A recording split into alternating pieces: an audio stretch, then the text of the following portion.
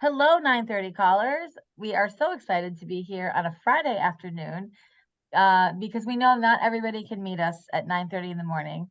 And so we're so happy to have two of our Advocacy Network members with us today, Adrienne and Nola. And so I'm going to do the interview the same way I would have done it for live. I will encourage our 9:30 callers to make sure you're putting some love and support in the chat as we do with other Advocacy Network members. And I'll be sure to share it real time with our folks on the call with us this morning. So Nola and Adrienne, why don't we start with Adrienne? If you could tell us a little bit about you and how you came to be in your current role. Okay. Adrienne Armstrong, grew up in Boston, specifically Roxbury, pretty much all my life. My program is actually in Roxbury. I actually would consider this a second career. I have been in corporate marketing all my life. And about 11 years ago, I decided to open up a family childcare business. Totally different experience. My friends thought I was crazy, but I told them that my clients are a different version of clients than what I was used to. So I will say that had I known how rewarding it was going to be, I would have started this a long time ago. I love what I do. I love the kids, and I think it's been a change in career, but it's been a rewarding career. That's great. We'll hear more. I'll ask you both more about your programs in a minute. Okay. And so Nola, tell us about you. How did you come to be in this role? Well, I'm living here in Truro, Massachusetts, at the tip of the Cape, almost. And this is where I grew up too. And I went to college for education at Sarah Lawrence, and then I taught in public schools in New York for 5 years before I decided to move back here to Cape Cod. And when I got here, I realized there weren't a lot of programs for young children because my sister had a baby and she couldn't find anywhere to send her daughter, and it made it really hard for her and her partner to be able to work in those early years. And so when I first got back, I was spending a lot of time with my little 2-year-old niece, Delphina, and I just started to research family child care and think about if it were something that I might be able to do. And that was 5 years ago. So I'm about to have my 5-year anniversary of having my family child care out here in Truro, and we made it through COVID. Mm-hmm. Which was my first year. Wow. Challenging. And I really love being a family child care provider. Yeah. And Nola, what's the name of your program? It's called Earth Star Play School. And how many children do you serve? I have 10 kids with an assistant. And then are they kind of, what are the age ranges? I have 2 to 4-year-olds. So okay. I don't have infants, but I start at between 18 months and 2, and then I have them through preschool. Great. And Adrienne, what about you? What's the name of your program and how many children do you serve? It's called Adrienne's Day Academy, and I have 8 kids. Mm-hmm. 8 children. And can you tell us a little bit about your transition from your first career in marketing to now this running a family care? Yeah, so it's weird because again, my whole adult career, I was in corporate marketing, from major Fortune 500 companies. And my last stint was at John Hancock. So I was there for 15 years. And they were going through a series of layoffs, and they had gotten taken over by another company called Manulife, and over the last few years they were having a series of layoffs, and so of course my business unit got hit, and of course you think it's the end of the world. You're like, oh my God, what am I going to do? So I was going after other major companies for marketing positions, and I was always one of 2. At the end, it's like me and someone else, and it's like one of 2. And it was on that roller coaster ride for a while. And I was like, oh my God, this is crazy. So almost kind of like Nola, in a sense of where I was like, okay, this is ridiculous. So I taught for a year at one of the schools at Orchard Gardens, and I was like, wow, just kind of haphazardly. A friend of mine was like, come over, they were a turnaround school. So they were, doing really, really good things.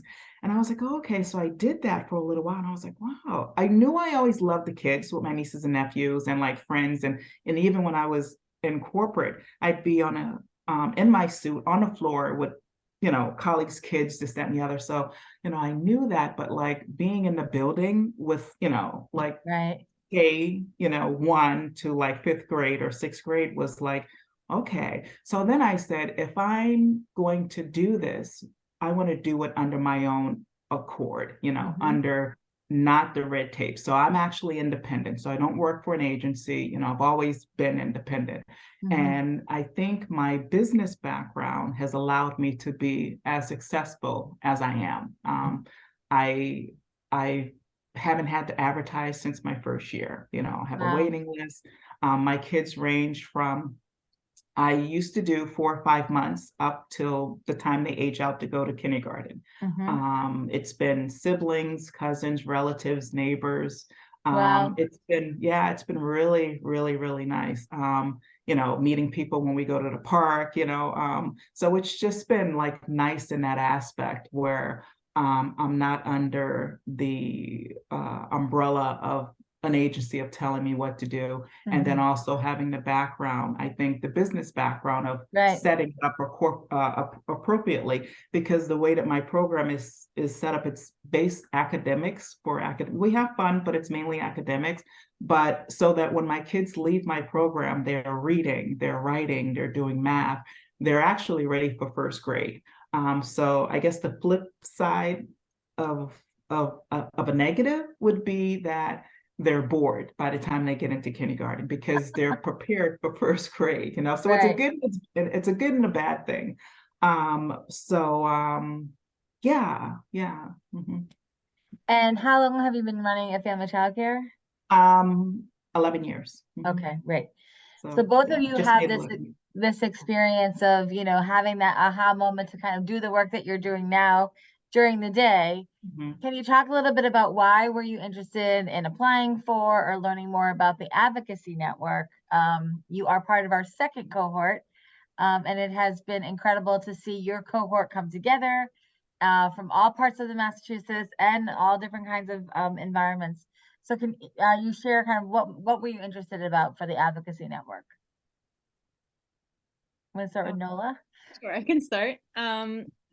I will say I had mentioned COVID, but I think starting in that year made me immediately really interested in advocacy because, 9 months in, I had to shut the program down. So I started to pay attention to the news in a very big way, wondering when we're going to be able to reopen, what are the regulations going to be when we're able to reopen, and then starting to become aware of different grants and different means of support for family child care providers.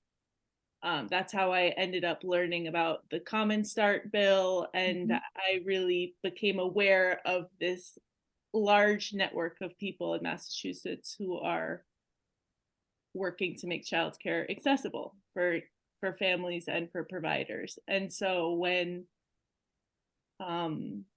Cindy Horgan, who's out here at the Cape Cod Children's Place, sent me the information about the Advocacy Network, I just had a big yes for it. I was like, oh, I really want to learn more about advocacy. I want to be, being a family childcare provider, it's a little bit isolating at times, solitary compared to being a teacher.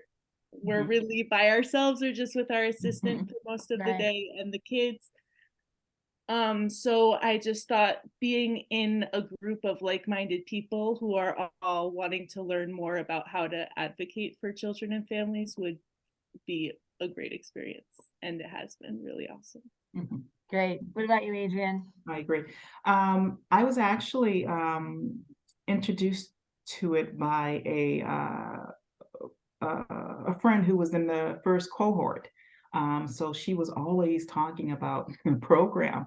And, I was like, wow, I was like, she was like, you know what, I think you would be interested in this program. So when she gave me some background and told me some of the stuff that was going on, I was like, okay, it sounds like it'd be a really good program. And kind of like, Nola, I was like, wow, this is a really good thing, because I think that the program has allowed me to be more intentional about advocating for, what you want and what you want to do.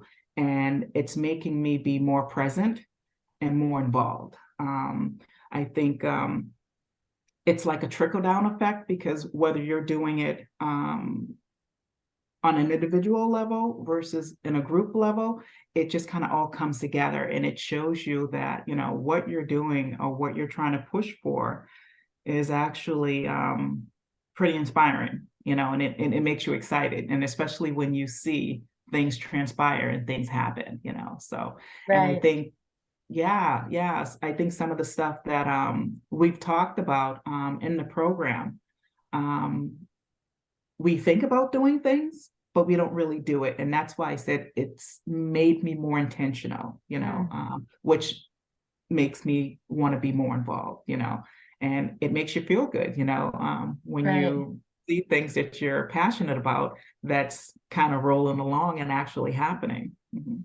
And who was your contact in the first cohort?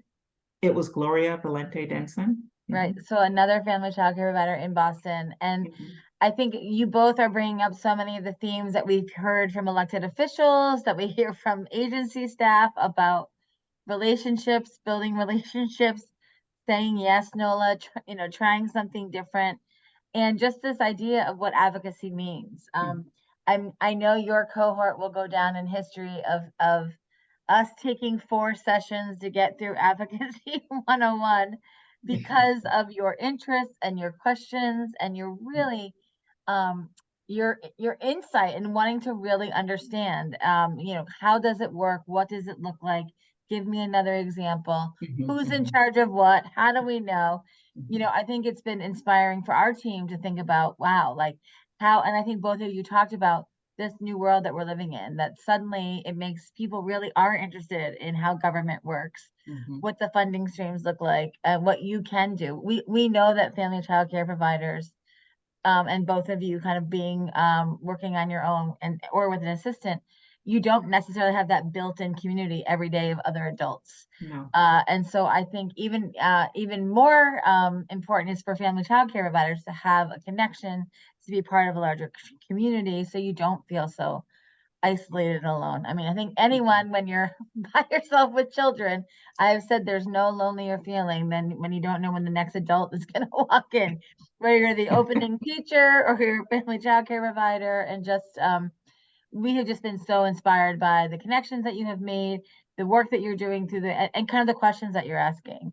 So as we think mhm, about the network, it's May, we've been meeting together since August. And so as you think about the network and what we've done and kind of your own personal projects as you're thinking about it, what can you share about any aha moments, what you have learned, um, anything around that? And Adrienne, why don't we start with you? So what has there been a focus that you've been thinking about for the network? I think one of the things that I wanted to do was kind of a little bit on Nola's point is I've realized that when I first started out, I was totally green, had no idea what I was doing. I tried to reach out to a couple of providers in the neighborhood, and folks weren't receptive to, lending a hand. So I had to like kick the tires and figure it out myself, and I'm pretty intuitive, and again, I think who I am as a person, background, the whole 9 yards kind of helped me kind of like figure it out, which, in turn led me to be, I believe, as successful as I am with the business. But what I am concentrating on is creating a resource book for current providers and also new providers coming on board, of just information from, contacting someone if they're having a rough day, to, again, who your state rep is, who your senator is in your area, how to get involved. to get funding, find out information about grants, the whole kit and caboodle. Because I think that when you're out there, especially when you're independent, you don't know what you don't know. Right. So with this resource that I want to put together, I think that it will be like a Bible, so to speak, for them to kind of use and kind of get a hold of. And then also formulate it, as I kind of think about it more into having monthly meetings and making this like our, not just a portal of information, whether it's web-based or hard copy, but also coming together collectively as a group and talking about things on a regular basis, whether it's monthly or quarterly or whatever, just to kind of like assess what's working, what's not working, what can we do about this? I'm thinking about this, whatever. Because again, to Nola's point, especially when you don't have an assistant, it can be a little isolating, so, Great, thanks. Nola, what about you? What are you thinking about? I think my biggest aha moment recently was in our last monthly call when we had some of our members presenting, including Adrienne. And just hearing the work that all of us are doing, I realized that there are a lot of resources out there. There are a lot of grants. There are a lot of services for families and for parents. There needs to be more, but there is a lot. And that the role that a lot of us have been taking in the advocacy network is kind of like as weavers, like just like making those little connections, knitting together those little holes in the fabric of care for families and children. And that has been really meaningful to me. I know that that's what's important to me, but just to know that there's a multitude of people who are out there just trying to, like Adrienne said, get the support to family child care providers and get the support to families. Because even out here, each of the towns on the Outer Cape is creating different child care vouchers, which has been amazing. So towns are helping to fund child care. But there's so much information. Each town has a different month to apply. Each town has a different amount that they'll give if you're 2 or if you're 3 or if you're 4. And it's amazing. And I hope it's a model for other towns maybe, but also really confusing. It's for parents and for providers. So just everything that we can do to just help make these services accessible for all of us. That's been an aha moment for me.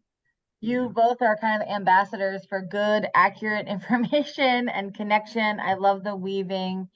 Because I think sometimes you can feel powerless when it's you and you think I'm just at my program, really working with my children and families. But, we are all part of this bigger system and this bigger world. And I think the Cape has been a place where we've seen this local innovation of how to support children locally. And sometimes that makes it tricky, if there isn't a coordinated kind of concentrated intentionality, as Adrienne would remind us, around thinking about this. So as we wrap up, we just had our 9:30 call survey. We've had elected officials come on the 9:30 call. I think during COVID, we saw the impact of having elected officials hear directly from people who are doing the work every single day and not unfiltered. I think sometimes we also tried to make sure we put our best face forward and we, wanted to make sure we were giving feedback, but kind of those times and during the pandemic, folks had to get real-time information that, we didn't have time to filter it or maybe think of the best messaging. And I think we've learned so many lessons about, trusting people to hear our stories and really want to think about how to get to solutions. So as you think about the time we've spent together in the network, but just in your day-to-day life, what is one thing that you hope that policymakers need to know right now about the work that each of you are doing day to day? I'll just say, I think when COVID happened, it was kind of like a blessing because so many different entities didn't appreciate family childcare. And when that happened, it opened up a floodgate of all the little nuances that were affected, that were done and that weren't done. And I think that COVID kind of set the stage for all of these programs, grants, opportunities, resources, the whole 9 yards, because I've never seen it as open as it is right now for so many different people to kind of jump on board and help us out, because I think that we were essentially taken for granted, you know. And if I had to say anything, I think fortunately for me, all of my clients, my parents are private pay. So for those who are under the state and, you know, accepting vouchers, I think that the state needs to realize that whatever they're paying out for these providers is peanuts upon peanuts. So I don't know if it's ever been looked at, it's been regulated, it's been bumped up or whatever, but a lot of people are taking subsidies, voucher kids, and they can't live. They can't live. So whoever's setting the stage for the amount needs to revisit that and say, listen, we need to go back to the drawing board. And just like with what is it? What do you call it? The kids who work for minimum wage, is it minimum wage? They need to bump it up and revisit and see when's the last time it has been bumped up. Right. And I think that's one of the tensions that we're seeing play out, you know, locally, state, and at the national level right now around compensation, around what's the true cost of care. So yes, I think that you're right on. Nola, what about you? I am right there with you, Adrienne. But on a different note, I think I would like policymakers. I think childcare has been in the news a lot. Childcare and preschool, and I just would love policymakers to realize that when it comes to early education, care and education are right next to each other. Like they're the same, they're interwoven. And so to try to differentiate between the two and say like, oh, we're not talking childcare, we're talking education, we're talking preschool, you know, it's all one. And there's value for children's growing minds in mealtime, rest time, toilet learning, dressing, snuggling, you know. Yeah. I just wish that would be more, that part of the job would be more appreciated.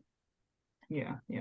And said. Yeah, hence the reason I've kind of, like I said, on the onset of modeling my program after the academic side, because again, it's the social, the emotional, you know, it's all of that weaved into the cognitive, all that stuff weaved into one to make them a good citizen, you know.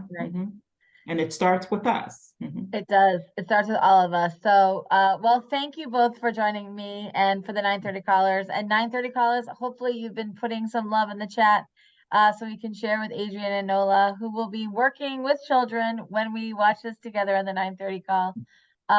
You know, we've been so inspired by the network participants, and we're so happy to provide this opportunity for us all to get to know them and our members to really have a chance to practice talking about ourselves and the issues that we care so much about. So we will say goodbye for now and looking forward to the other Advocacy Network folks who will be sharing their stories as well.